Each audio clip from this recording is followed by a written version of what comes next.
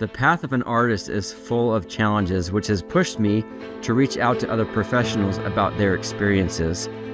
Join us as we explore the journeys of fine artists who have turned their passion of creating art into a profession. From their highs to their hurdles, these are real insights, breakthroughs, and triumphs to inspire other creators to reach higher. Welcome to the Business of Art podcast. Hey everybody, welcome back to the Business of Art podcast today. I am so excited and thrilled to introduce our guest today, Scott Jones. Scott, welcome to the podcast. Thanks for having me, Mark. You're very welcome. I love the podcast. So it's always fun to be on something that I admire.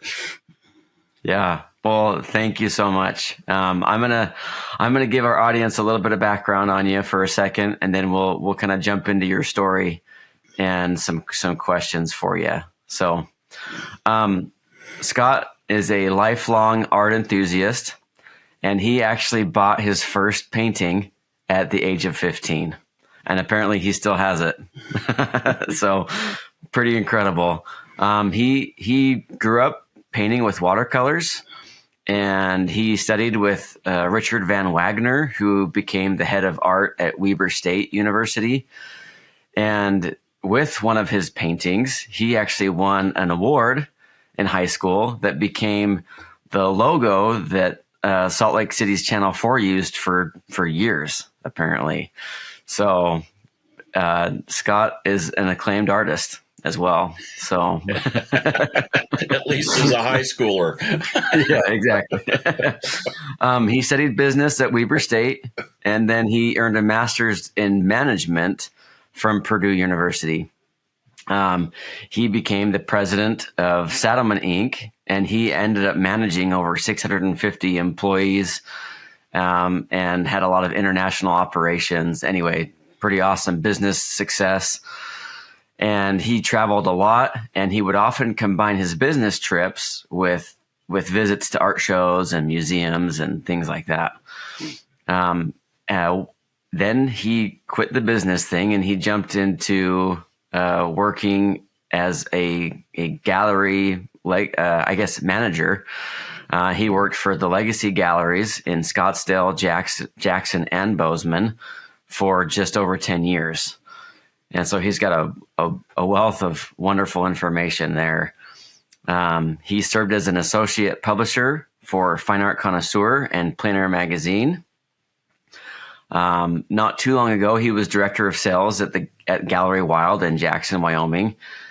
And then he was a sales consultant for Cole Gallery. And he now currently lives in Washington State with his wife, Deanne, and they are close to their children and grandchildren. He's still deeply passionate about art, and he never misses a chance to step into a gallery or go to one of his favorite art shows. So, Scott, I know that there's a lot more in between those lines.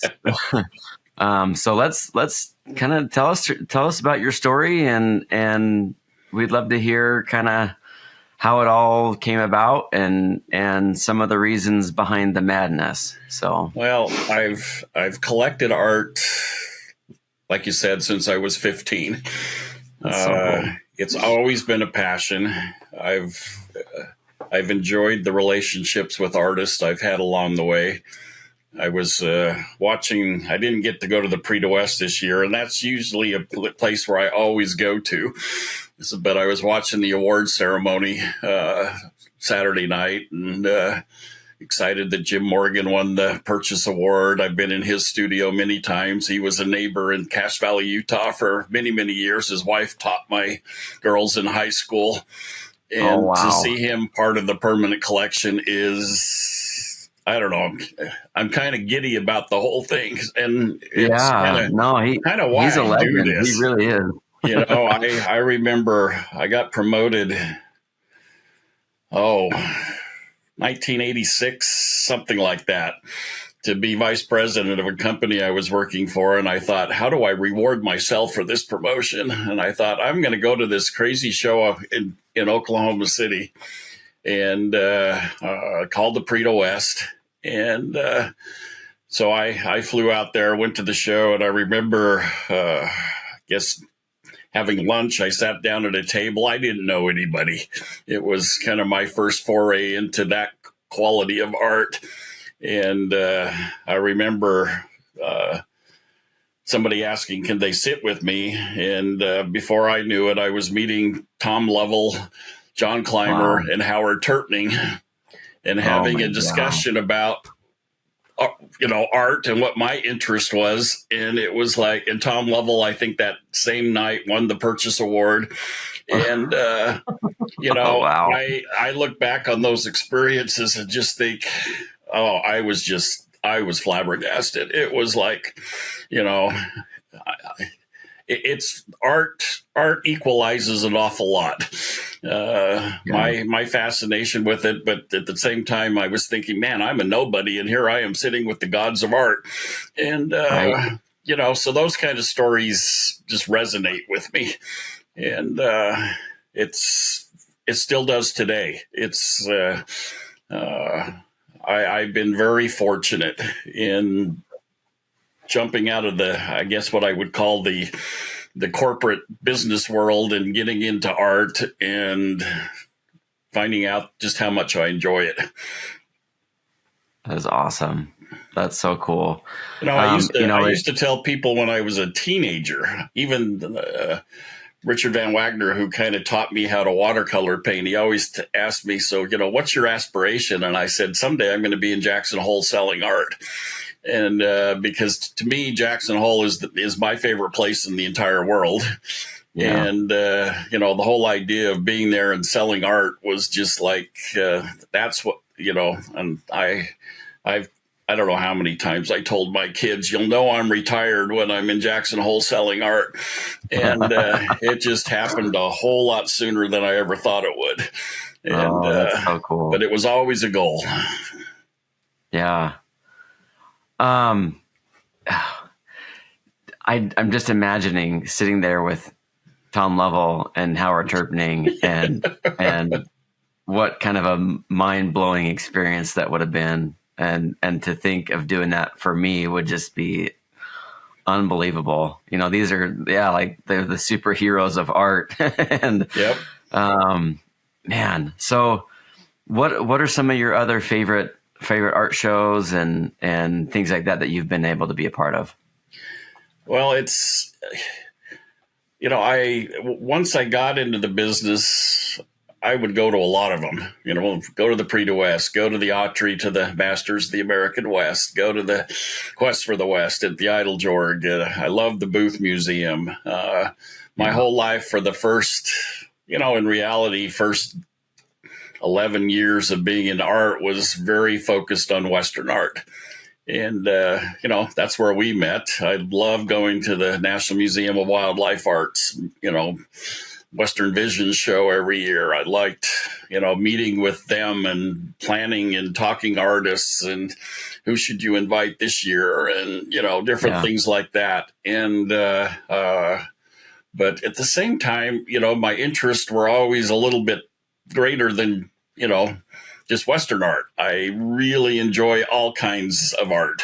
And that's part of the, the fun I've had the last 9 years is getting into other art besides cowboys, Indians, and wildlife. And that's been exciting for me too. So, but I still am enamored with, the paintings that I've collected and artists that I still want to collect.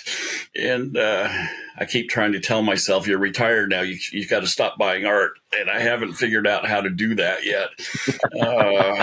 Looks like you've got a pretty awesome collection right behind you. I was at the Oil Painters of America National Show last month in Sarasota, Bradenton, Florida. And, I saw a Julie Davis painting that just knocked the socks off me. And the last thing I need is to be buying more paintings, but I couldn't resist. And, and it's we'll talk more about this, but it's all about relationships. I had met her and previously, and she was at the show. It was kind of fun to make a big to deal, to do with the collector circle they're trying to put together that, yeah, I'm going to buy this painting, and I can't wait for it to get here. And, I'm excited that she's in Jackson Hole right now, plein air painting and doing some things. So it's kind of, it's very much relationship driven. And I like to know the artists that I collect. And I have one little painting downstairs that I've never met the artist, and it drives me nuts. It's like, oh, man. I got all these paintings, all these drawings, all these studies. I know all these artists, met them personally, know something about them. But this one guy I haven't met personally. And it's like, it drives me nuts.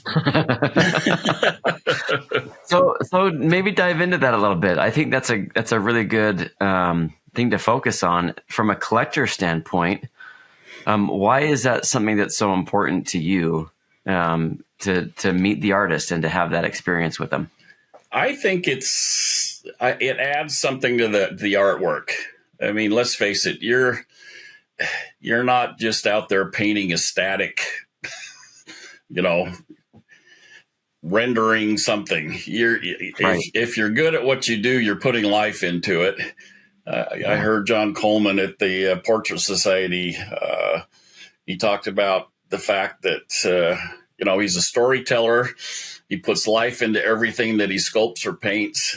And he also mentioned the key for maybe an artist thinking about that is sometimes the story the viewer comes up with for your art is better than the one you ever intended. You have to honor that as an artist and respect that. And, I am a firm believer that when you sell a painting to a particular person, the entire thing is, so how do I sell them the next 6 pieces as well?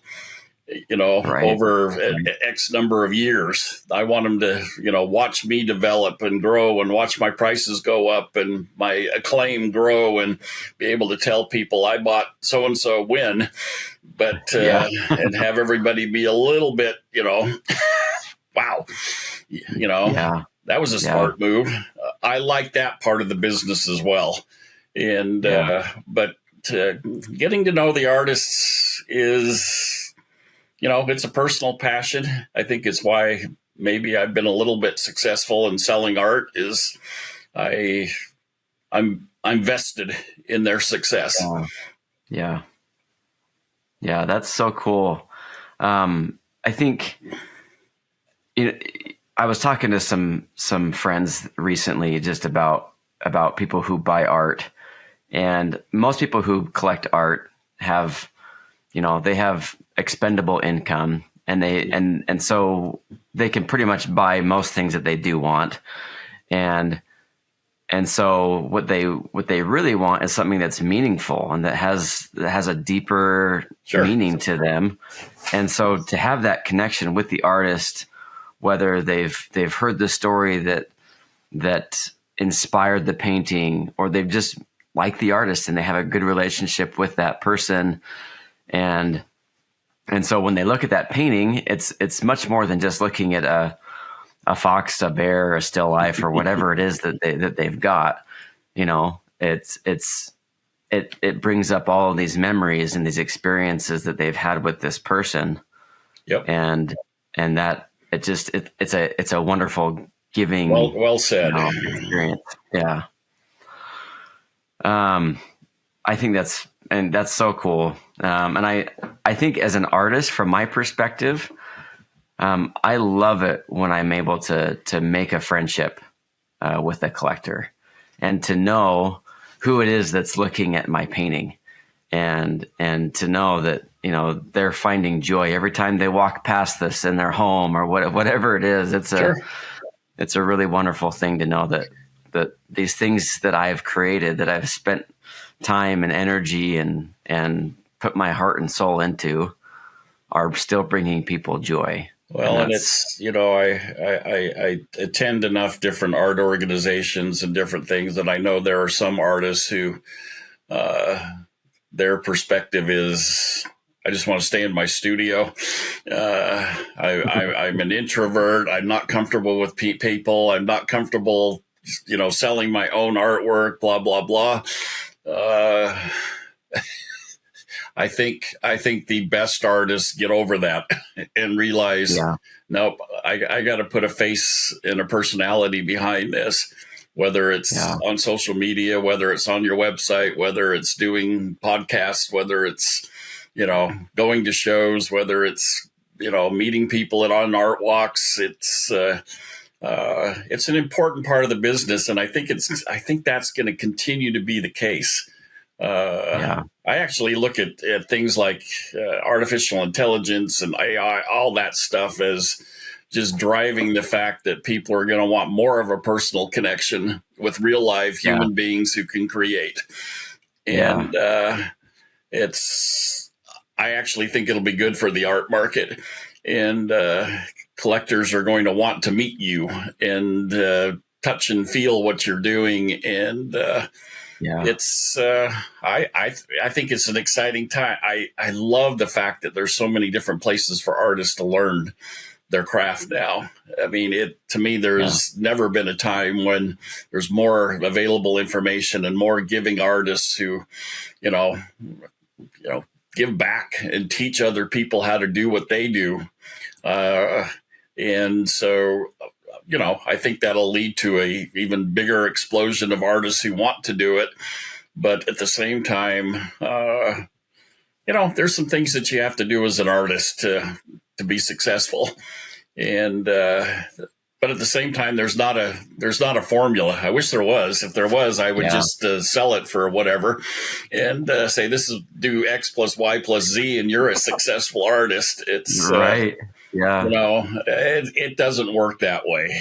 And I find it to be really fascinating as this podcast has developed and as I've interviewed, over a couple dozen artists at this point now, and we've talked about their individual journeys. They've all been so different, and so I think, just to go along with what you said, there really is no formula.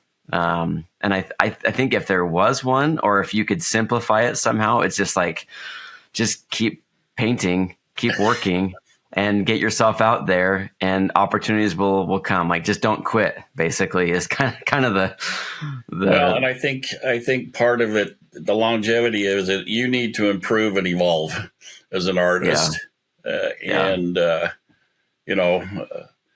Some artists, when I've run across their work, it's been an immediate, oh, I want to sell your work.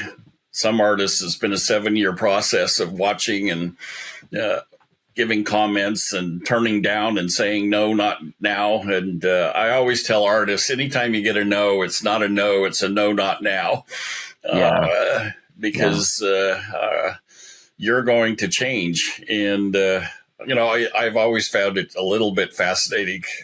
And it doesn't happen very often, but, I think I'm giving a compliment to an artist, telling him how much they've improved what they're doing over the last 2 years. And, I've had a couple of artists just come back and say, gee, what was wrong with me 2 years ago? And it's like, no. It's, we're all improving. Everybody's improving, or else you're not going anywhere. And, there's an ebb and flow to it. There really is. And it's not a straight line up. Artists go in jumps and spurts, and sometimes they try something that doesn't work. And they have to backpedal a little bit, but that's part of being creative. And I find that all fascinating too. For the last 12 years, I have been a professional oil painter, and it has been an incredible journey with some really big challenges and a lot of successes. I've been included in some of Western Art's biggest museum shows. I've been featured in some of the top Western Art magazines. I've sold hundreds of paintings, and I've made a really great living. But there's definitely been a massive learning curve to get my art to where it is today. So I've set out to help shrink that learning curve for other artists who are on the same path that I was. I'm really excited to announce the early bird launch of my online course, The Business of Art. In The Business of Art, I'll be guiding you step by step through my painting process, going through everything from what materials I use, how I prep my panels, all the way to varnishing and framing my art. And I'll be going over the techniques that have helped me to transform my work into what it is now. I'm also pulling back the curtain on how I utilize Photoshop to efficiently get my reference images solid and ready to paint from. But that's not all. Understanding the value of your work and how to price it is crucial, which is why I'm also including my painting price calculator. I've personally developed this calculator over the last several years, and it has made pricing my work extremely simple and has saved me a ton of time. Guys, I truly believe that this course is worth the investment and will be a great resource for you on your art journey. But if you don't find the value that you're looking for, we have a full 30-day money-back guarantee. Click the link below, and I look forward to seeing you in the course. So, man, I got a lot of questions here, Scott. So with your time at Legacy, so first off, how did that come about? Like, you just quit working and then just I get called asked, them and said, "Hey, I want to manage." well, I get asked that all the time because I had somebody one time that she went out to dinner with me and some other artists, and afterwards she just kind of put her hands on her hips and stood there in front of me and said, "I don't get it." And I said, "What don't you get?" And she says, "You don't have an art degree. You don't have a Master of Fine Art. But you've done all this stuff in the art world. How did you do it?" She says, "I have all that stuff and nobody will let me even curate a show, and there is, and to me, that question begs itself to, artists themselves, why are some, at the Prix de West last weekend and some that I think are equally talented, not there. And it's a little bit of I don't know. There's a lot of serendipity in this world. Things happen, but for myself, it was selling the part of this business that I was running, and I was running all over the world, had plants in 6 states, 650 employees. And in 2006, we made a deal to sell part of it.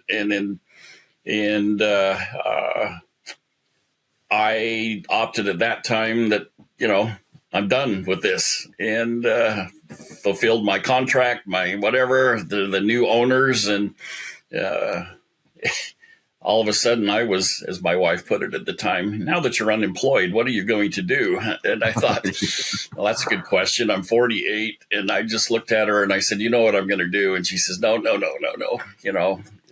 That was supposed to wait until you're in your 60s and retired, because she knew what my dreams were. And I said, "No, there's no reason not to do it now." And but I didn't go to Jackson. I went to I did a little search around the country and ended up in Whitefish, Montana. And at the time, there really wasn't a gallery there. There were galleries in Big Fork, but Whitefish had the ski resort. It had the proximity to Glacier National Park, all the things that I assumed made for a good art market. And second home building was just going crazy. Oil money was flowing out of Texas and Oklahoma. People were buying properties, and I knew, at least I assumed, that was important. And so I spent a year there, sold a bunch of art, but spent a year trying to buy a building on Central Avenue in Whitefish, and nobody'd sell it to me. It was 2007. The world was great. It was before the financial crisis, and nothing was for sale. Nothing was for rent. And I was able, because of the location, to sell a lot of really, really top-notch artists. And but at the end of that first year, I just made the decision, okay, this isn't going to work. Selling, the little building, little artist studio I was selling work out of was being taken over by a restaurant next door, and he was, blah, blah, blah. So I just gave up, and actually was going to go to Indonesia and work for a supplier of mine and make a bunch of money. And, but fortunately for me, I got a call from Legacy, and my whole life of art is because of Legacy. I mean, I got a call from Brad, the owner, and he said I've had a couple of our best artists call me this week and say, not to let you go back into the business world, and we should do something together. And I went with my heart. I turned down the other job, and ended up being the general manager for a decade plus. And that opened a ton of doors for me personally. And fortunately, I also feel very, very good about some of the artists and some of the shows and some of the things that we did that are still benefiting from those times. And I enjoy that. I thrive on the fact that one of the best texts I ever got was from a teenager of an artist that I quote helped, who texted me from a vacation. And I just want you to know that I understand that we wouldn't be doing this as a family if it wasn't for you. That's what this is about to me, is, and it's the hardest part is saying no, or I can't do something with what you're doing, because for every, 90 people I turn away, there's one or two I can do something with. And it breaks my heart to say no. It's just like when I was running a business, the last thing I wanted to do was lay somebody off or fire somebody. Yeah. And so you tried to avoid that at all costs. But I've had to learn over the years, I can't help everybody. But man, those that I can, I want to. And I want to do it in a big way. Yeah. Yeah. That's really neat, Scott. And I think it's really heartwarming to hear this perspective that you have as an art lover and somebody who just absolutely adores art. And from an artist perspective, to have people like you who are so deeply engaged and excited about the art world. And so I guess we can dive into gallery artist relationships, and I feel like that's probably a good place to go. So you ended up in did you go straight to Jackson at that point when you worked with Brad? I started in Scottsdale. I mean, okay.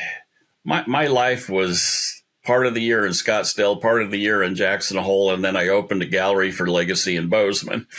And because my wife didn't want to live in Scottsdale and Jackson Holes, but Bozeman had everything she wanted, so it was good for her. It was good for me. And but when you think of 3 great places to have to spend 4 months of the year in,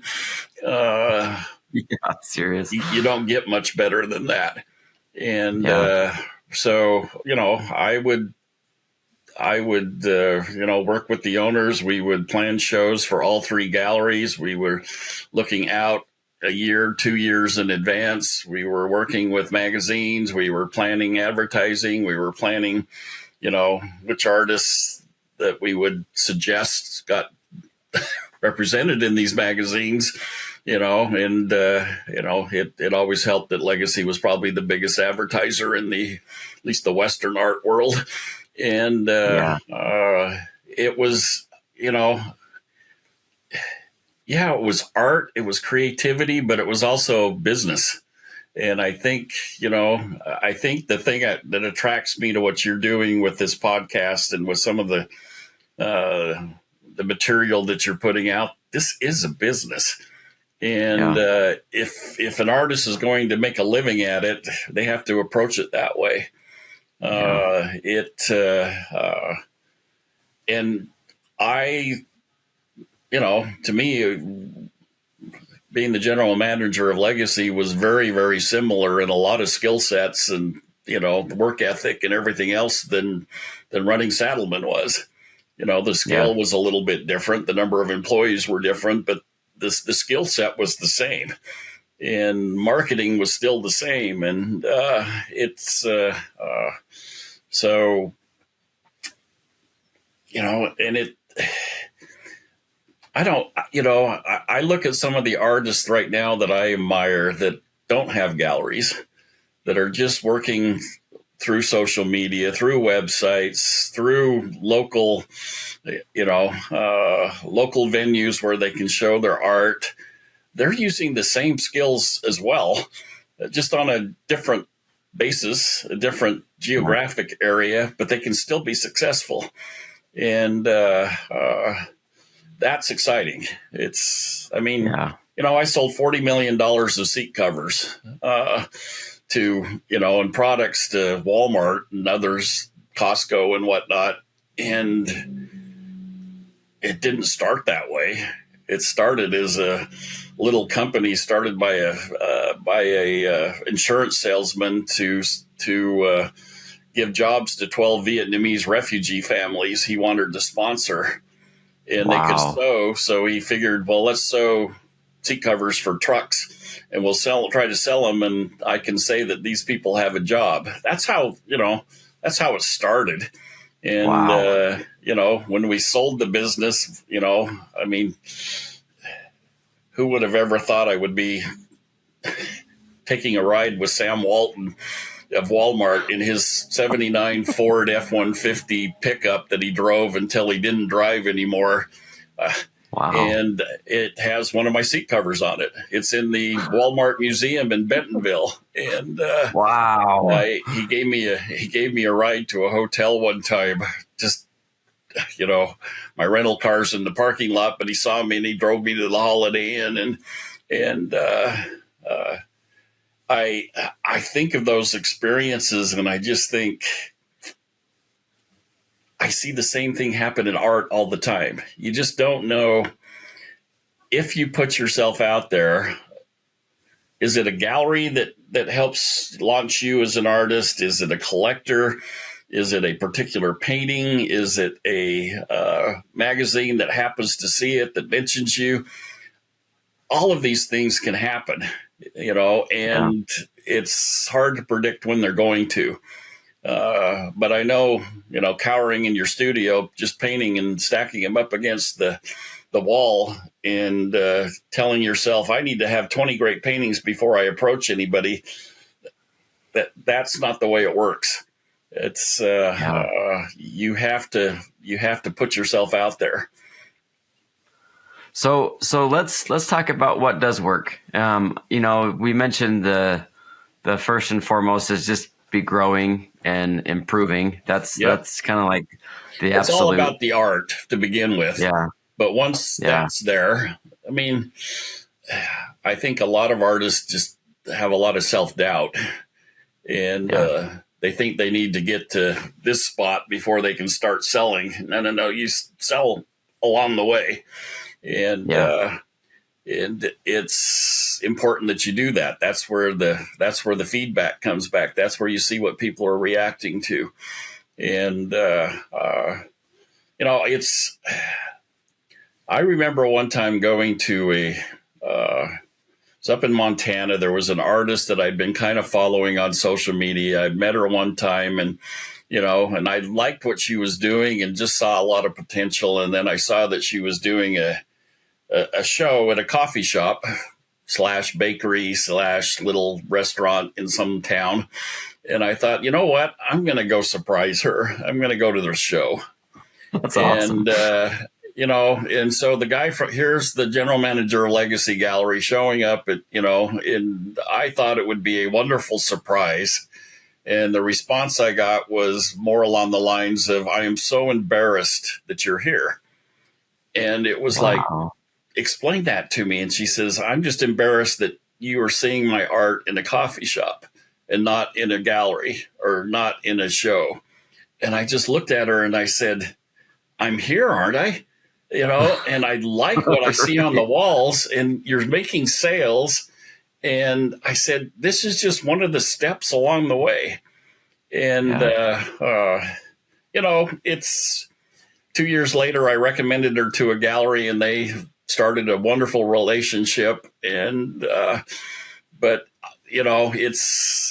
don't be embarrassed if you're in a coffee shop or a library or a festival, I found artists at all of these different locations, or at least got them on my radar to watch and see how they grow and develop. And, the last couple of years, selling art here in Washington, it's a very, very different world. I've learned a lot about artist collaborations and working with artists and using my social media personally, using the gallery social media, using the artist social media, using shows in coffee shops, for example, to drive people to the gallery to buy art, and sending people from the gallery to a coffee shop to, this artist has got a bunch of small paintings at this coffee shop, or even some bigger ones, and seeing sales happening back and forth. And, is that something I would have done at Legacy? No, but it still works. And it's still a lot of fun. Legacy was just a little different because those collaborations were with museums and were with, but it's the same principles. And so I always recommend to artists, especially those that are, trying to get a foothold and whatnot, to look locally, see what venues are available for your art to get out there. Can you do an open studio? Can you do a studio tour with some other local artists? Get people in to see what you're doing and get to see how you do it. And that's where it starts. And that's how you get seen.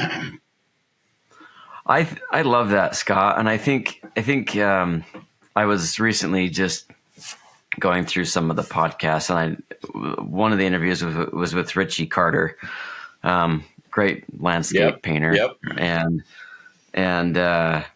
And he was just talking about, like, when you're starting, like, there's nothing that's too small. Like, there's no start is too small, and no venue is too small when you're starting out. And I think that's so true, because you're going to learn so many things in that process, and you're going to make connections, and that's just going to lead to bigger and better. And so you got to start somewhere, and who cares how small it is, really? Well, I think it's incredibly important, that point you just made.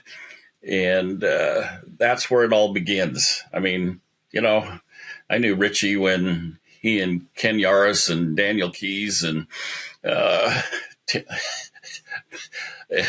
and Tyler Murphy. They'd be out plein air painting in the middle of the winter in Montana, and I'd think, I'm basking in the sunlight down here in Scottsdale. You guys are nuts, but just keep doing it. Go for it. Go for it. And it worked for them, and they're all finding success. And so Before we talk with galleries, let me say one thing about what I look for as a gallerist in the artists that I think I want to do business with. One, I want you to have a really good website. And when I say good, it's not fancy, it's not bells and whistles, but it's something that you can update all the time, that you keep it current. And personally, the more I've gotten into this, the more I love it when an artist can sell directly off their website, where there's a buy it now feature. And because, when I look around my house, I didn't buy all these paintings from galleries. Some of them I did, but a lot of them I bought directly from artists. I think that's fine. Especially, I love buying studies and drawings and sketches. And when I see something on Instagram or whatnot, the first thing I always do is, so I really like that. Can I buy it?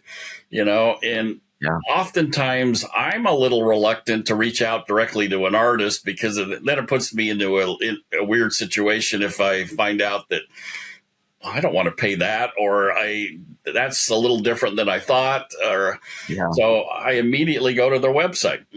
And if it's not there, I'm disappointed. It's like, wait a minute, you just basically invited me to see this piece, and it's not on your website. So then I'll check back, and if it's not there in a week, sometimes I just forget it.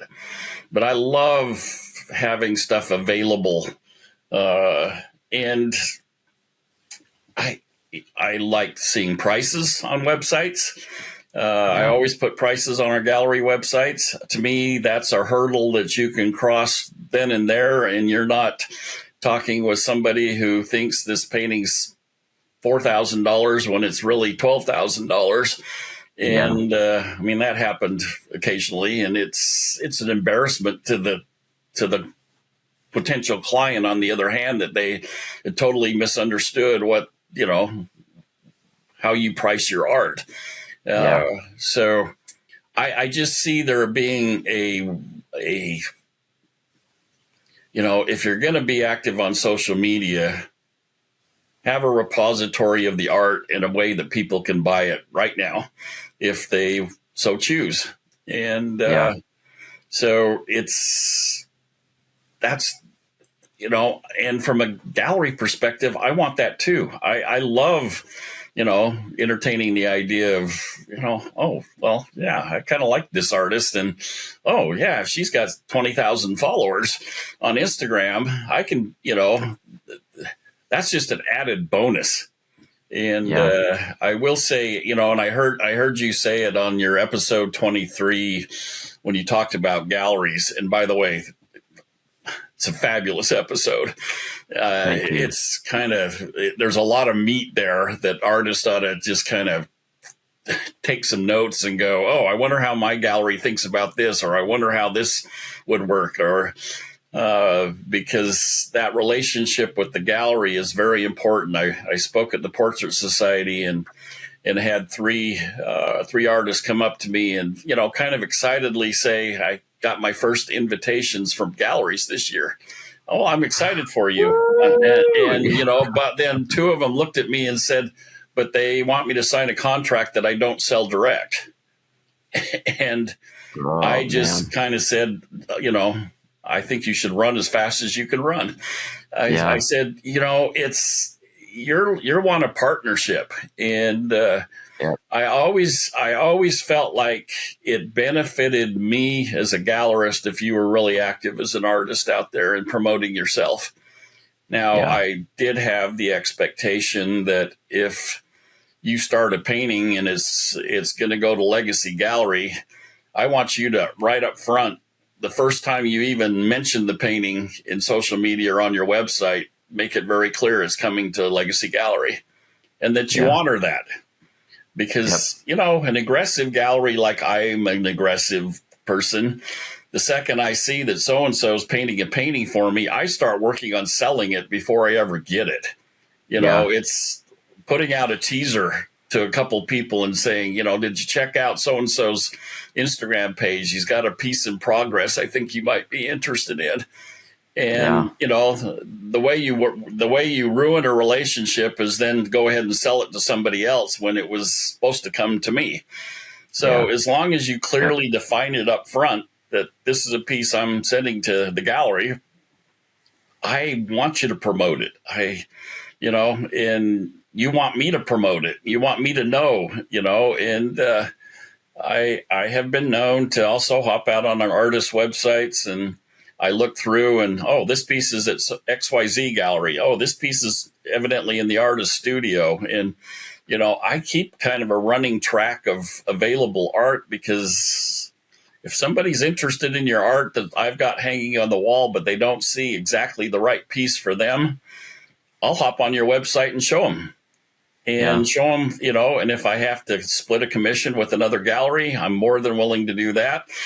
Or if it's in your studio, I'm going to hop on the phone with you and say, hey, we can sell this piece, and make sure it's available.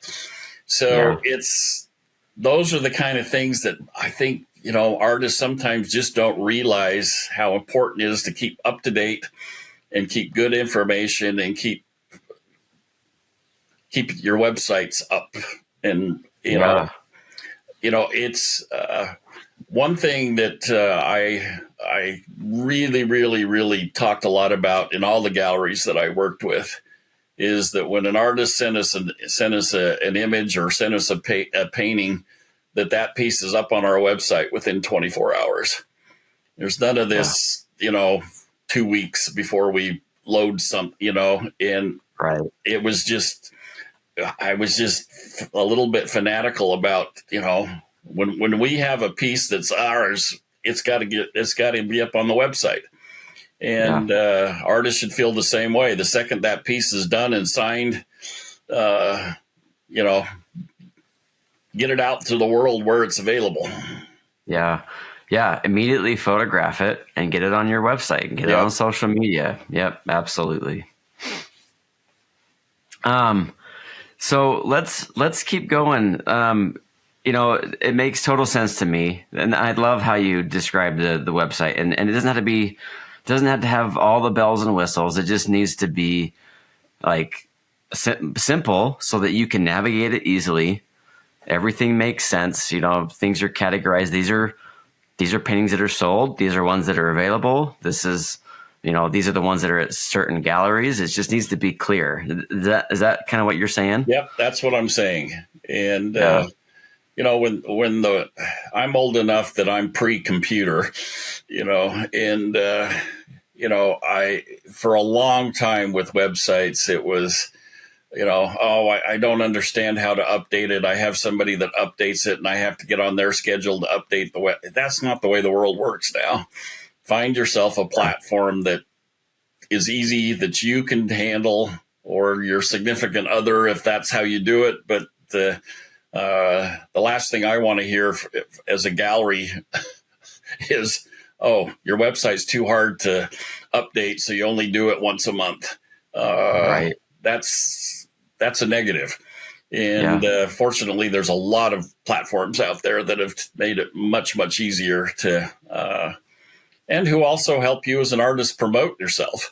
And that's kind of fun too. I noticed this morning I had seven emails from Bold Brush with new art available from artists who I choose to opt in on. That when they put new artwork onto their websites, I get an email telling me that they have new artwork available. Well, that's awesome. They're doing the work for you and for me. I don't have to watch. What's happening. They're letting me know, "Oh, you updated your website and there's a new piece available." I love that. And one other thing I'll mention while I'm thinking about it is most artists on their website have something where you can sign up for a newsletter or sign up to be on their email list. By gosh, send them something every month.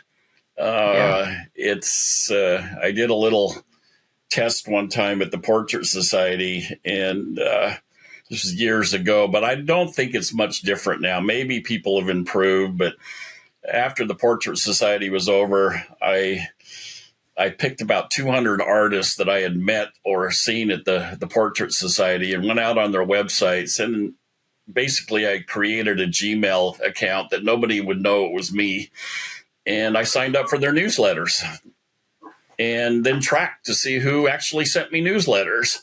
And when the Portrait Society invited me back the next year to do a little presentation, I gave the results, and over half of them never sent me a thing. In a year.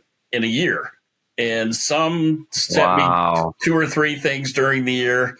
I love the ones that every month I got something from them, and I kind of chastised the entire group. I went to the trouble to sign up on your website expecting that you're going to send me stuff, and I never get anything. And so I am a firm believer in artists sending out something every month. I make it very simple. I know what I like to see. I like to see something that's available for sale right now. and where I Yeah. can buy it. Could be at a gallery. It could be at a show. It could be, a show you're doing this weekend and, some art festival, or it can be directly off your website, but something I can buy right now. And then something you're working on, number two, that I can get excited about, I've got this project coming up, I'll give you more details, and I'm working on this, and then number three, something about you. I want to know you as a person. And that could be a hike you just took, or a vacation you went on, or a painting you saw that you admire, or a little, something that lets me into you. And it doesn't have to be anything big. It's just, if every month you're doing that, you're giving another tidbit of information to a potential client. And I just think you need to do that. You need to find the time to do that. And you need to make sure that, any chance you get, anybody that you meet that's interested in art, that you figure out a way to get to know how to contact them. And, oftentimes it's, do you have an Instagram account? I'd love to follow you, or, it's a variety of ways, or do you have a business card, or, whatever. But your email list becomes, the holy grail of you as an artist, because that's where things happen. Yeah. I love that. And it's interesting just hearing your perspective, Scott. It's totally shifts my brain and my thinking, because I know that there's been times in my career when I've been really good at sending out newsletters, and there's times when I've really, really sucked at it. And so, I kind of get this cringe, but then like, oh yeah, I did pretty good, but in the end, it's like, if people want to follow your work, what an easy way. Like, it's a no-brainer to have a simple newsletter. And there's so many different platforms you can use. Yep. And there's even ways to automate it. And there's so much you can do. And you were talking about Bold Brush. Fine Art Studio Online, I've been using them for years, and it's FASO, and I absolutely love their platform. It's so simple. As an artist, I can upload something right now, and boom, it's live, and then it's sending emails to people who have opted in to see my work immediately. So it's awesome. Well, and I one other thing that's really helped some of the galleries I've worked with that particular platform, but there's others as well, is that over time they develop a collector list, and they send out, I know they have one thing that's called the Informed Collector. I've sold a lot of art to people. For example, I walked into a little Cole gallery in Edmonds, Washington on a Sunday morning, and found that somebody had bought a painting in Virginia, and off our website, just hit the buy it now button and bought it. And so, I reached out, to confirm when to ship it and blah, blah, blah. And, asked the question that everybody ought to ask. So how in the world did you find Cole Gallery living in Virginia? Yeah. And, she said to me, she says, well, I get this email called Informed Collector, and I liked the painting they showed of this artist, but that's not the painting I really wanted. So I looked up the artist, got on her website, saw that she was represented by you, got on your website, and this was the painting I was looking for. And so it was a pleasant chat. It was a conversation. And then, out of the blue, she kind of said, it was a really kind of a hard choice between this painting and this painting. And, it was less than 3 minutes later that she was buying the second one, so she just decided I had to have both. So, I kind of suggested that, but, so it's take advantage of what you can, do your homework, figure out what platform's best for you. And, but to me, the important thing is that you update it every day. When you add something, when you're done with something, add it. And two, that you, keep in touch with people who want to be kept in touch with.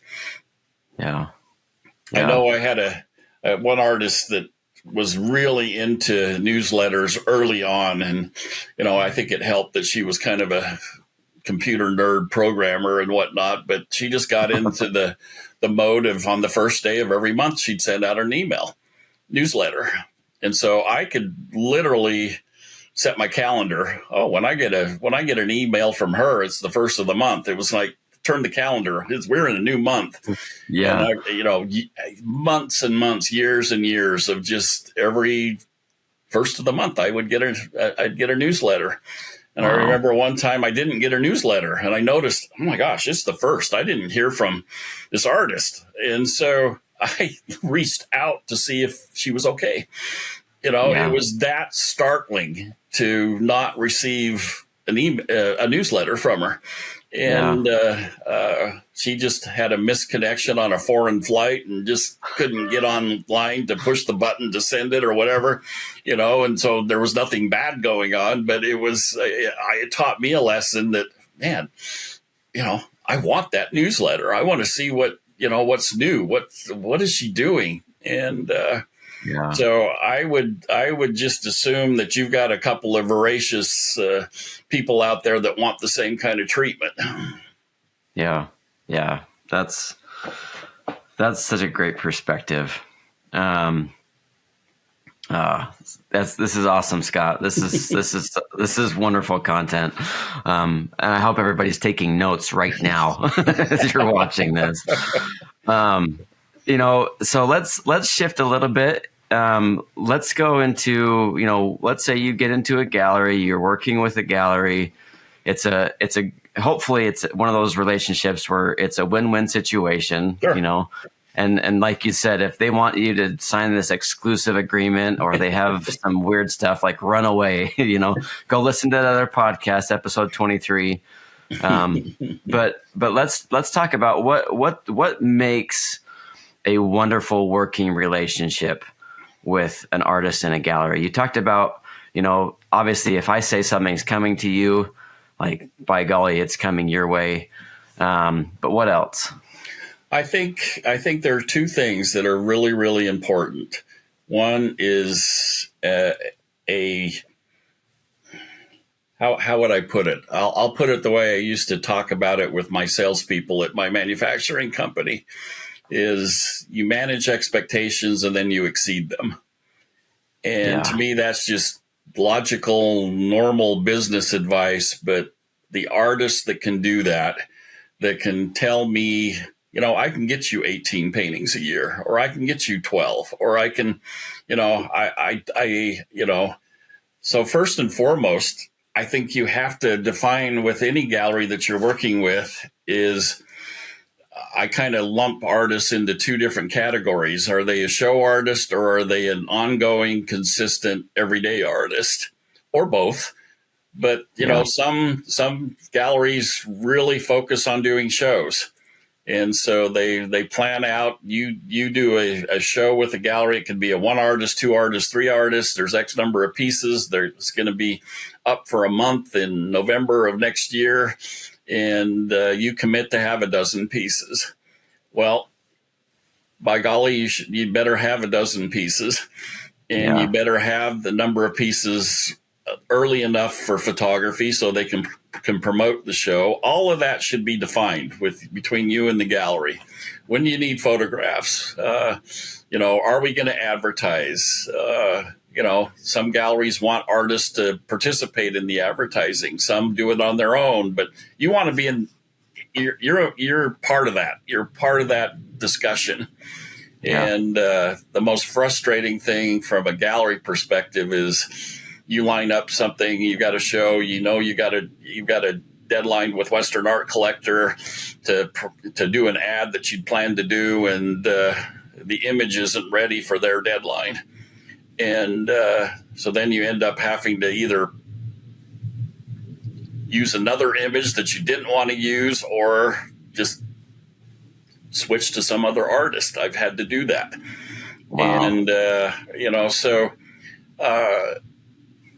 other artists and other galleries, Legacy did both shows, but we always wanted to have a certain amount of real estate for an artist which meant a continuous supply of art. And what does that mean? It's, if I'm devoting enough wall space to have 6 of your paintings on the wall at all times, it's probably in your best interest to make sure I have 6 paintings at all times. And in some cases, 7. I always found it fascinating that artists would get so upset about a piece in the back room. If they only knew how much art I sold out of the back room of galleries. and there is a philosophy of that. It's not collectors. They're used to the finest wine and the finest whatever being in the back room and not out on the shelf. And there is, if somebody's standing in front of your 6 paintings on the wall and they're not seeing exactly what they want, and I've got one in the back room, well, shame on me if I don't pull it out. Yeah. And look what I just got, or look what we have back here. And I've sold so much art out of the back room. But artists get upset. It's not on display. How are you going to sell it? Well, it's on my website. I'm going to show it to anybody that's interested in your work. And I always kind of make the comment to artists too. And so I sell this one. If I have one of yours in the back room, I can put it up on the wall, and I don't have to wait for you to send me a new one. You maintain that real estate. And so those kind of things you work out with the gallery. You just have to have that kind of relationship. And, conversally, if you walk into a gallery and all your work's in the back room, then you got a problem, but those are one time somebody came in and, you can kind of see through it. I knew that they were a friend or a family member of an artist, and they were just checking to see, how the art was displayed and all that kind of stuff. And I know some galleries get really upset by that. I always thought, man, that is just so smart. If you've got a gallery in Jackson Hole and you've got a friend that's going, by golly, suggest they stop by and see how your art looks on the wall. Yeah. And it's what I would do. I mean, it's, my daughters got so tired as youngsters because every Walmart store I would drive by anywhere in the country, I'd stop and go look at the seat covers. But I wanted to see how they were displayed, if there were holes, were they in stock? There's a lot I learned from all those visits. And I think artists should do the same thing. And it never embarrassed me because, let's face it, if I didn't have art up, I should be having a discussion with the artist about why and what we could do to improve it. And your comment on that episode and you made it earlier here, if it's not working for both of you, it's not working, and you need to find out why, and or find somebody that it will work with. It's as great as it was to be, on some great gallery's website and say, I am represented by so-and-so. If they're not selling your artwork, you need to find some place that will. Yeah. Yeah. I that's some really awesome information, Scott. And I guess when you look at, now that you've been in the art world for decades and you've been involved and you've seen probably the rise and fall of many artists and you've seen the whole spectrum and gamut, and I'm sure there's specific artists, that you've worked with, and they're probably, you follow those ones more closely because you have that connection. Mm-hmm. In the long run, as far as the success of artists go, what are some of the common themes that you're seeing for an artist who makes it in the long term versus, a flash in the pan? And I think there's a lot of artists that kind of have their glory day and then they kind of just disappear almost. Well, I kind of reference, how many times have you heard of the one-hit wonder in the music industry? Right. It really comes down to consistency. is what I'm looking for from an artist is not the best piece that they ever painted, but that they can approach that with the next piece and the next piece and the next piece, Yeah. and consistently come up with artwork that there is a appetite for. Yeah. And I think artists should also, do a little navel gazing on the way I look at it. The art business becomes very simple. It's the right piece for the right person at the right time. And Yeah. how do you make those three things happen? Yeah. How do they all come together? I call it a convergence or whatever. I wrote an article about confluence and convergence, but it's really that simple. And sometimes there's a gallery involved, and Yeah. I get to be the beneficiary of standing there and watching it happen. And the pieces on the wall. Sometimes the piece is brand new, and other times the piece has been there for 9 months, but the right person comes in, and it also has to be the right time. And that's something that neither the gallery or the artist can really control, but it happens. And you just stand back and, everybody says, "Oh, Scott, you know how to sell art." No, I know how to stand back and let it happen and not get in the way. But there's a lot of work that goes into it to make that happen. And, how do you find the right person? Is that right person going to see on your website? Is that right person going to meet you at a show that you go to? Is that right person going to, drink coffee at that coffee shop that gives you an opportunity? Is that person going to go to Legacy Gallery? And, who is that right person? And so those are the questions I'd be asking. And then, the right piece has to be good, but sometimes it's subject matter. Sometimes it's colors. Sometimes it's, I always tell artists that I get a little bit, I don't know, the hair on the back of my neck stands up every time I hear an artist say, "I paint what I want to paint," and, blah, blah, blah. It's like, no, you paint what somebody's going to buy. And fortunately, if you're in tune with that, it matches what you want to paint, what you're passionate about. But at the same time, I do talk with artists about, you are painting for somebody. Who is this person? How big is this pie? And, sometimes it's 300 people want that painting. I mean, we would do these draws for whoever, Kyle Polson or whoever, and there'd be 300 names in it, but there's 300 right people. Man. But sometimes it's one person, but in the end, the credit cards run just the same and the checks written just the same. And so it's, you are painting for somebody. And I think there is I think sometimes artists just need to realize and think back and go, I'll give you another example. I think there's an ebb and flow in how edgy art is. And when I say edgy, when times are tough and the economy's bad and things aren't going well, people seem, in my estimation, to be very, very attracted to things that are beautiful and that make them feel good, that uplift them, blah, blah, blah. But when things are good and people are making a lot of money, blah, blah, blah, they sometimes want to, what I would, as I said, an edgy piece that's just out there, that's different than everything else they have in their house. And, so I had an artist one time, I begged and begged and begged for a painting, and I finally got one in 2009, and it was a painting of a homeless guy on the corner in Chicago. Well, the stock market had hit its lows. The world was falling apart. And I just said to him, I said, I could have sold this a dozen times in 2007. I can't sell this now. Yeah. My clients are business owners, and they're not going to buy a painting on Saturday after laying people off on Friday.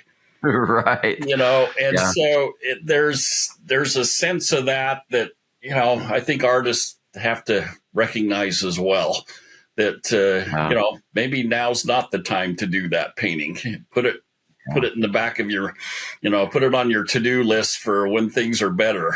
And, so it's, in your episode, I thought there were two things that you mentioned that I would also like to point out. Art is very geographic oriented in a lot of ways. And, I look at some of the great landscape painters that I've represented over the years. Not a lot of them were equally competent in painting Jackson Hole as opposed to the Grand Canyon. Some could do both, but most of them were they were mountain painters or they were desert Southwest painters. And they were always trying to force themselves. And I wanted them to, challenge themselves by not just doing Canyon de Chelly over and over and over again. Yeah. But you have to, as an artist, I think, pick the right spot and the right timing to do a particular piece. And oftentimes that's not only geographic, it's also a seasonal thing. Yeah. And you mentioned that as well. And it is so important. Let's face it. Why was Legacy and Trailside in both Jackson Hole and in Scottsdale for all those years? Because the seasonality of those two markets was totally opposite of each other. Yeah. Scottsdale, it was all about what can you sell between November and April. And in Jackson Hole, what can you sell between July and November? And it was, one didn't really work without the other in a lot of ways. And so as an artist, I would have to look at that as well and say, okay, I've got Jackson Hole, or I've got Montana, I've got that part of the world kind of covered with this, but what am I going to sell in the winter? And where do I go to find a winter market that's going to, keep selling my stuff? And, what markets are the hot markets for that in January, February, and March when I'm not seeing much out of, and so you as an artist have to make that business decision too. And it impacts the subject matter that you're painting. And, you sell a lot of wildlife art in Montana and Jackson Hole, but wildlife art in Scottsdale was never a huge thing because people just, they waited and went to Jackson to buy their wildlife art. And so all those things have to be in your head, I think, as an artist. And that's where a gallery can help. I mean, it's, we're constantly giving you site suggestions and ideas and, critiquing what you're doing and, pointing you to the times of the year where it's really important, where I have inventory that you don't miss a season. And that those are the kind of discussions you need to have with the galleries. Yeah. Yeah. I think that's really great advice, Scott. And as much as we would love to paint what we want to paint, it makes total sense that there's, what musician have you ever met that didn't play somewhere, for somebody else, because otherwise you would never have heard of them, and this is a performing art in its own right, that it's something that we do for other people. And I think there is a fulfillment that each of us get as an artist, but in the end, if it's not for somebody else, then what's really the point? It just doesn't really make a whole lot of sense. Like I said, that right person, the right piece, and the right time. And when it happens, it's so much fun to see. I actually wish artists got to see it more often. At least those that work with, mostly galleries, they don't get to see it. And I know I love sending out an email with a little detail or sending a text to an artist and saying, this piece sold. And by the way, when this couple came in this morning and she was standing in front of it, John Denver's Country Road happened to come over the loudspeakers, and she looked over this is an actual experience. She looked over her shoulder at me and said, "Did you orchestrate this?" because the painting was of this little country road. And her husband just shrugged and looked at me and said, it's her favorite song. She made us play it at our wedding. And he just looked at me and he says, I'm going to be buying a painting. And it was, I mean, so no, I didn't orchestrate that. But why did that happen? I don't know. Yeah. I mean, but it sure is fun when it does. And they bought the painting. She was thrilled. And, you know, and it's, I've been told, I don't know how many times, you need to write a book of just those experiences. And I really probably need to, because I've seen so many that that it just happens. And I think it's part of it's because it's a creative business.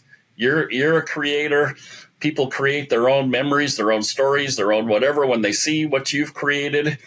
And it's pretty, you know, had somebody else that was just convinced that a Kathy Odom white farmhouse was just down the street from her grandmother's in Connecticut. And I doubt Kathy's ever been to Connecticut.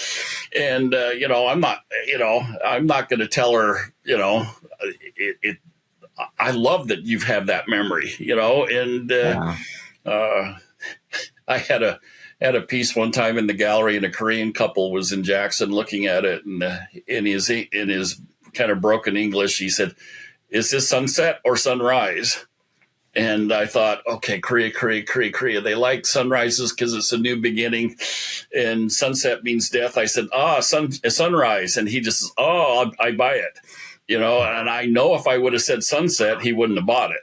Wow. And I didn't know what it was. It wasn't in the title. You know, it doesn't really matter either. So I reached out to the artist and I said, by the way, if you ever hear from this client, I gave him the name and they're from Korea, this is a sunrise. And he said, well, it actually is. I said, well, good. I just wanted to make sure we were on the same page. and so, again, the right piece for the right person at the right time. Yeah. Yeah. And to me, as you say that, how can that ever happen if your work's not out there? Like, and you know, you just got to get it out there. You got to get it in front of people, and those moments happen. And when they do, it's wonderful. And sometimes you have to wait for a while. That kind of prompts another story real quick, and that's it's, you know, how do people approach a gallery? It's a fascinating, you know, it's hard. And, you know, at Legacy, everybody wanted to be in Legacy, and we'd get 50, 60 submissions a month, and a lot of them by email. In the old day, it was these beautiful binders of, you know, printed stuff. And I always felt so guilty if I said no. I sent it back to the people because there was so much, you know, money put into these folders. And, over the years, I've noticed with myself, and I'm only speaking for myself, I don't know how every gallery does it, but it's again, it's a personal connection. I love it when an artist takes the time to come to my art walks and gets to know me outside of pitching themselves as an artist. Yeah. And, you know, there's an expense and time involved in that. I understand that. But I like it when artists tell me when they come in the gallery that they're artists. You know, I sat through a workshop one time, and the artist spent 20 minutes trying to tell the artist, this is what you do when you're in a gallery, so they don't know you're an artist, because galleries don't like artists coming in. And I raised my hand and I said, excuse me, but there's a few of us gallerists that really like artists. And, you know, I want you to, you know,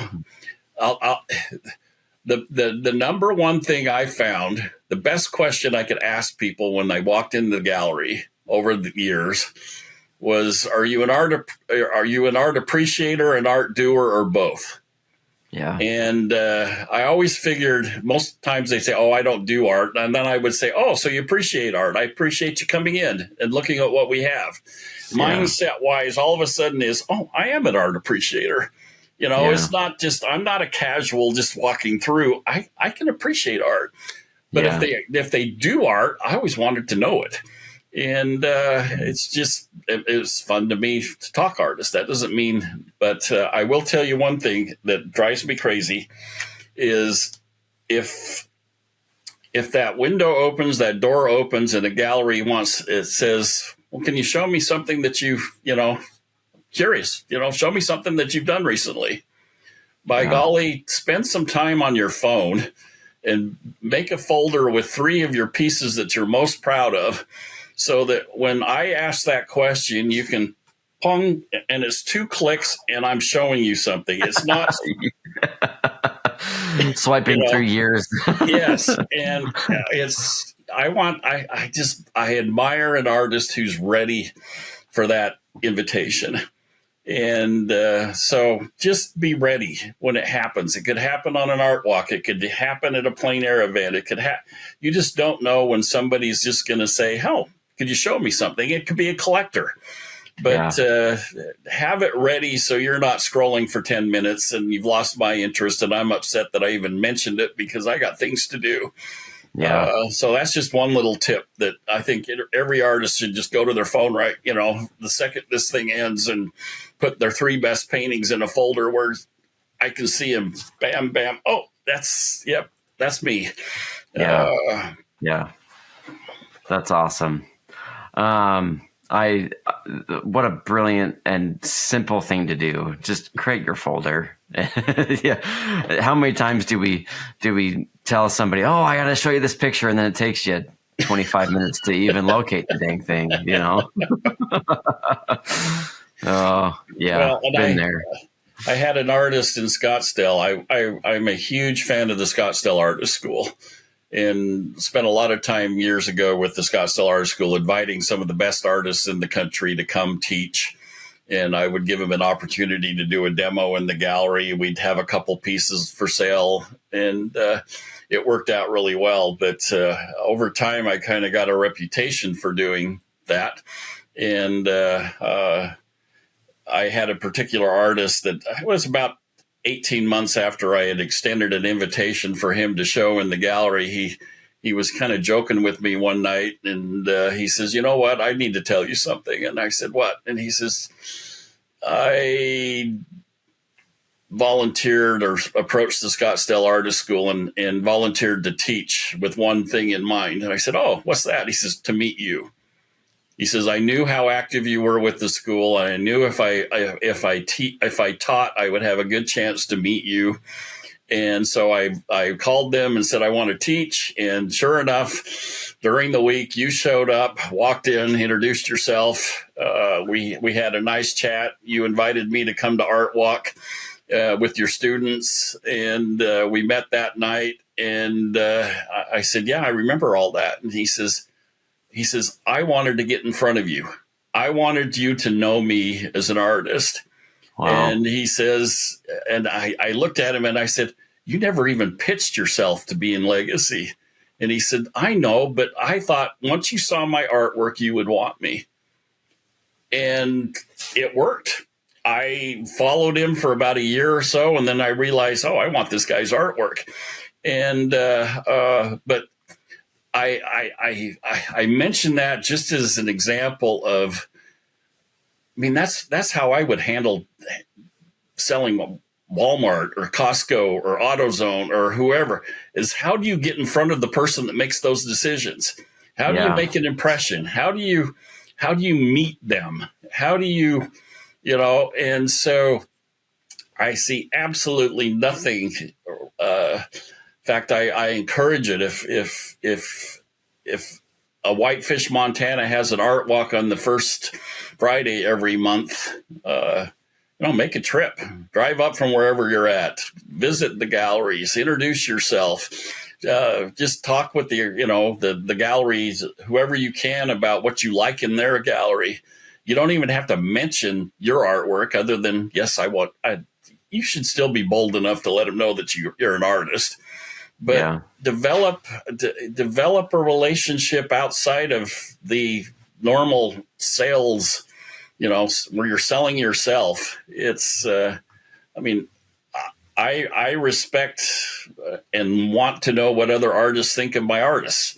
And to me, that's one of the particular things I also note on social media is I watch what people comment on certain artists' websites. I watch what they comment on posts that I make.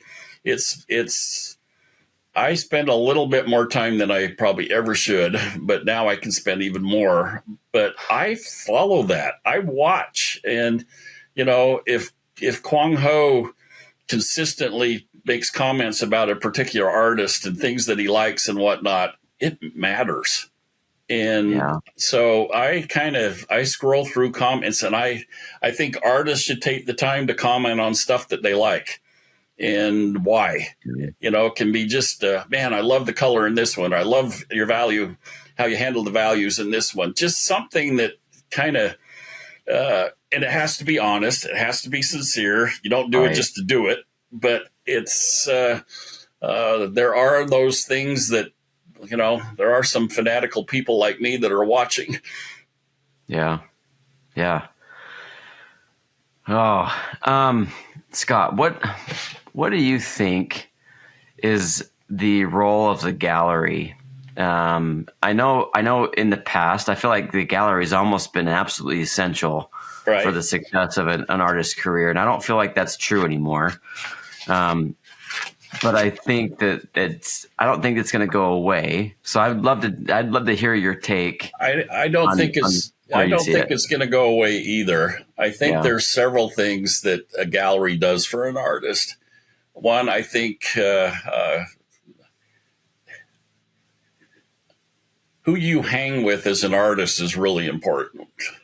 There's a credibility factor. There's in my day, a good housekeeping seal of approval. There's whatever. If your paintings are hanging next to a Dan Gerhardt's painting and you have, aspirations to be whatever, it certainly doesn't hurt you to be on the wall next to Dan Gerhardt's, So to me, there's a credibility issue that a gallery is stamping on you as an artist. And, that stamp is, it might be a little different when Legacy's the one that's stamping it than Cole Gallery, but it's still a stamp. It's still, you have been curated into a space where the owner or manager of that gallery has confidence that you can sell and that the art is good. I mean, there's that. I think, the other two things I would point out is pricing becomes an issue. Pricing is important for an artist's career, and the ability to move prices up over time, to move into, people who are willing to pay more as you want to price your stuff for more. There's a pecking order in the gallery world. Whether we want to admit it or not, there is. And there are galleries that have clients that can pay $35,000 for a painting and not think much about it. Yeah. There are other galleries where that's never going to happen. And, a $3,500 painting might be a big sale. And then there are galleries in between. And I always liked the idea of finding an artist and helping them move right along over time. Yeah. But we would be contacted by artists who, I can sell everything I can paint for $15,000 in this market or at this place, but I want to sell my art for $35,000. And I know there's only, 2 galleries that can do that. I want to be, that's the artist I want to be. And I think I'm that good. Well, there are some artists that are that good. And, oftentimes I saw that happen where, I'd love to sell your art, and let's put together a plan. And 3 years from now, we're going to be selling your work for $35,000. What does that mean? What is that? How do we get there?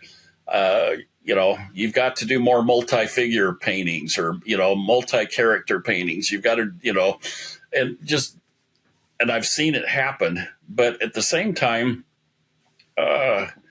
it's when I started working weekends here in Washington, a $3,500 painting was a lot of money. Yeah. and it's developing a clientele that understands that $3,500 is not a lot of money for a great piece of work. Yeah. And so as an artist, you have to kind of judge, the hierarchy of the gallery that you're working with. And do you fit that? Do you meet that?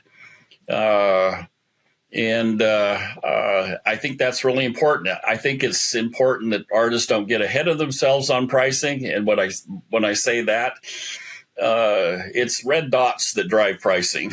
It's not thinking that your painting's worth $17,000 because it took you X number of hours to do it. It's Right. what drives pricing year to year is red dots, and sales momentum drives pricing. And if I was an artist, I'd be a little bit more aggressive on keeping my prices down to when I started, because I want to sell art. And then I want to, the next year raise it 10%, and the next year raise it 15%. And that gets noticed by collectors, and it's also incentive to buy a second piece if they see, oh, I got a great deal last year. Prices are going up. I got to buy another one. Yeah. So there's that component. Pricing is, and let's face it, hopefully a gallery brings people in that you would never find yourself. Yeah. That it's eyes. I mentioned earlier, what's interesting is I was in Bend, Oregon last month, and I love Bend. It's an little art town, but it's, what makes a great art destination?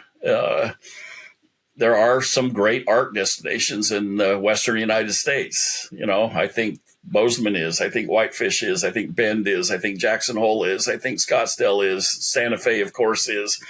But oftentimes it's the number of people who own second, third, and fourth homes. Because when they're in those vacation homes, they're buying art, and they're seeing a different art than what they see in their home in New York or Dallas or whatever.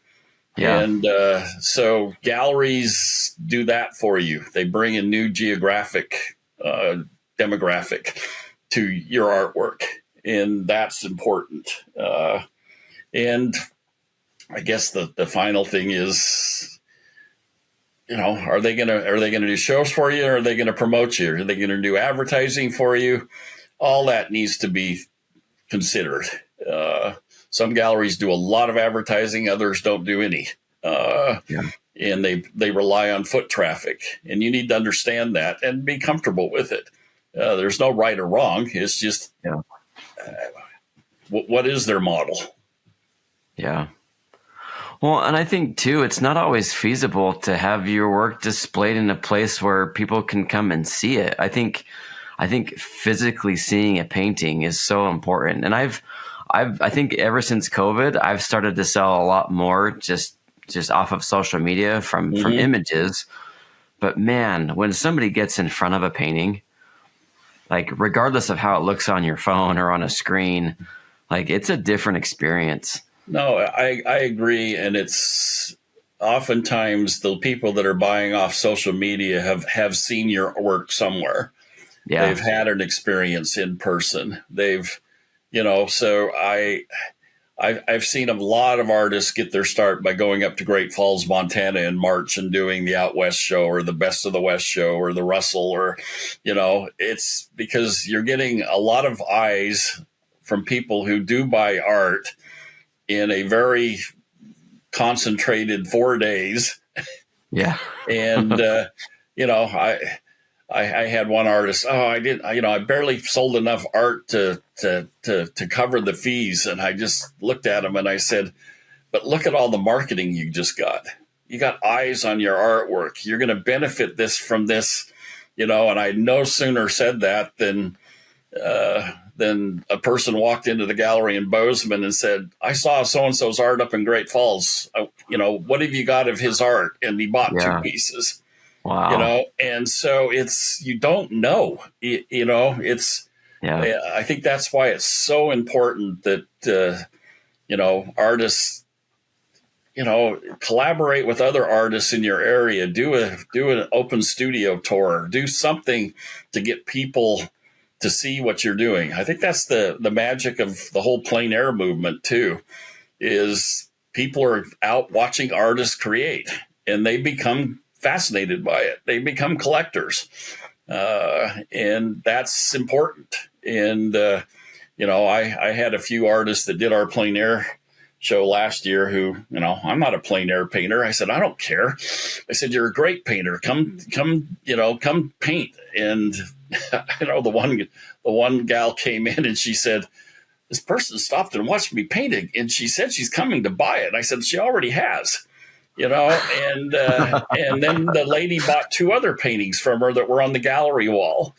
And so it's, and I know chances are down the road, she's following them on social media and whoever else, and there are probably more purchases. I don't know.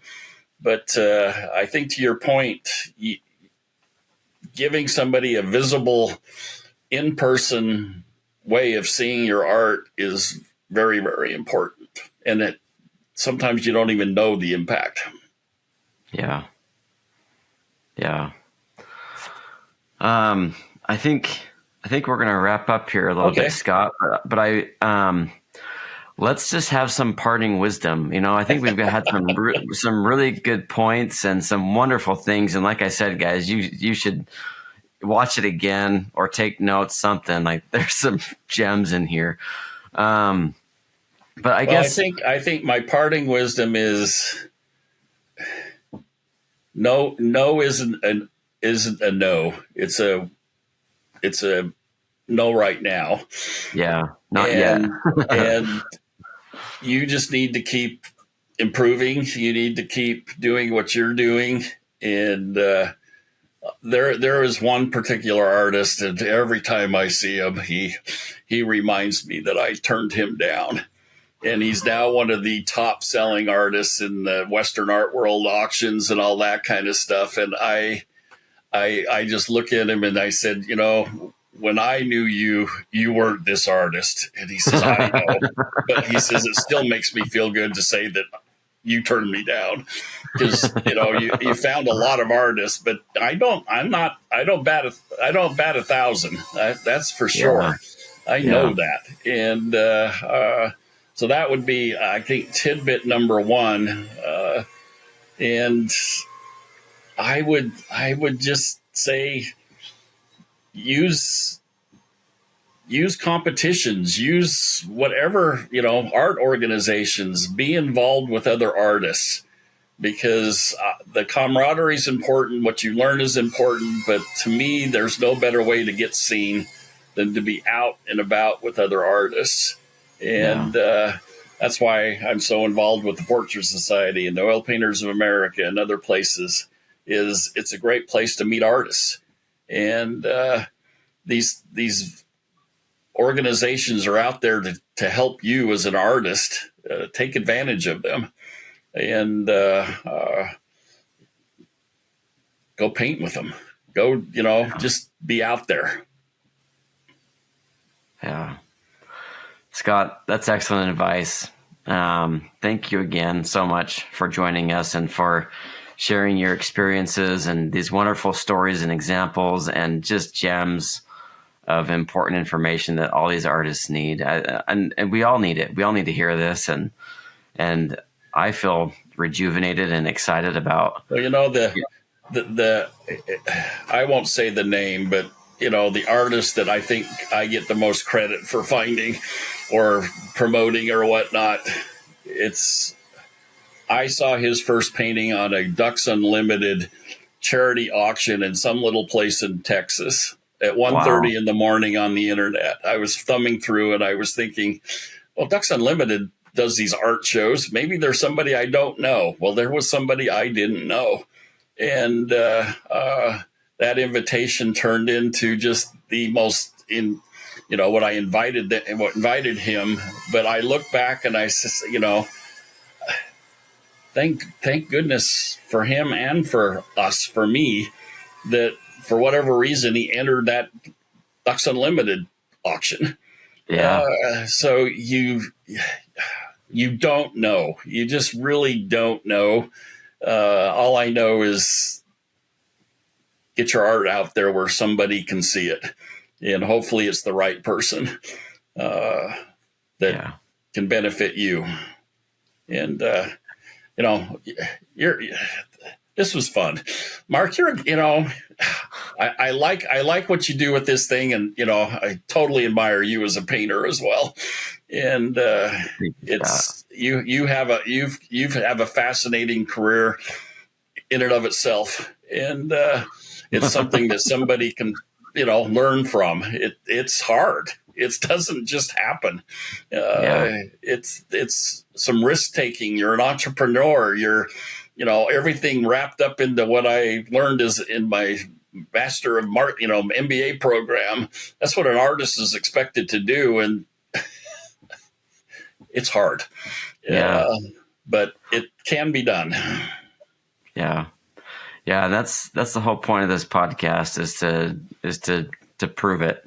There's enough evidence out there that it can be done. And I'm so excited to help other artists to realize it. And that's ultimately the goal here, is to just debunk all these stupid myths and starving artist stigmas that are out there.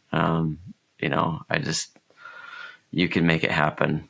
Yeah. Well, there's nothing more pleasurable than sending an artist a check.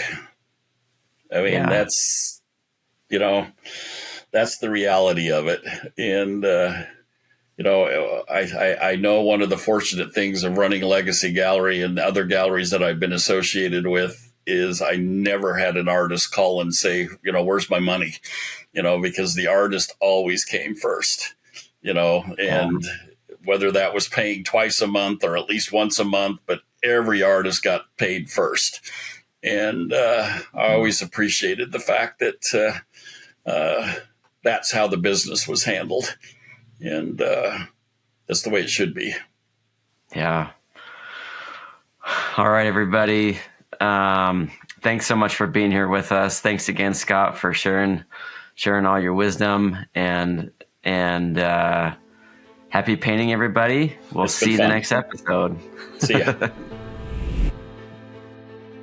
Thank you so much for listening to the Business of Art podcast. If you're interested in resources and education to help you successfully create art and then sell it, please check out the Business of Art course in the link below. Thanks again for listening. We'll see you in the next episode.